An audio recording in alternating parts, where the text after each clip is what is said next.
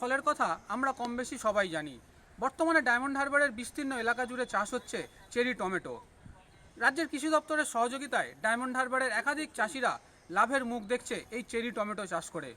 এই cherry tomato একাধিক রঙের হলেও মূলত ডায়মন্ড হারবার এলাকায় চাষ হচ্ছে লাল ও হলুদ রঙের।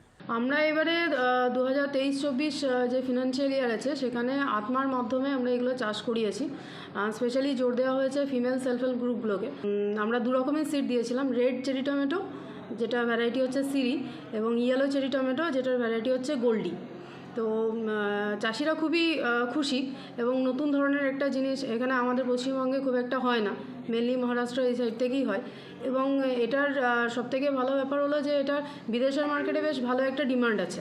রাজ্যের আত্মা প্রকল্পের মাধ্যমে কৃষি দপ্তরের সহযোগিতায় এলাকার মানুষ প্রচুর পরিমাণে চেরি টমেটো চাষ করে লাভবান হচ্ছে। এই ব্যাপারে মহিলা চাষিরা খুবই উদ্যোগী নিয়েছে বলে জানা গেছে। আচ্ছা, আমাদের কৃষি বিজ্ঞানীদের তাদের অভিনব যে চিন্তা ভাবনার মধ্য দিয়ে আধুনিক প্রযুক্তিতে এই চেরি টমেটো চাষ করা হয়। আমাদের ডায়মন্ড হারবার 2 নম্বর ব্লক অন্তর্গত যে আত্মা প্রকল্প আছে তার মধ্যে আমার এই চাষি দিদিরা এই চাষটা করেছে।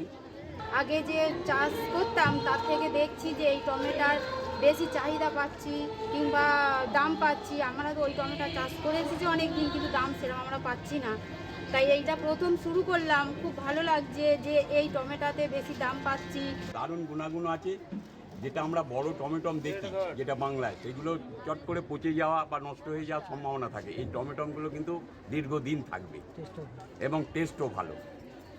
চেরি টমেটো রাজ্যে চাষ না হলেও কৃষি দপ্তর আধিকারিকরা মনে করছে যে এই ডায়মন্ড হারবার থেকে আগামী দিনে চেরি টমেটো আস্তে আস্তে রাজ্যের বিভিন্ন প্রান্তে ছড়িয়ে পড়বে। আমার শহর ডায়মন্ড হারবার থেকে জয়দীপ হালদার, কলকাতা টিভি।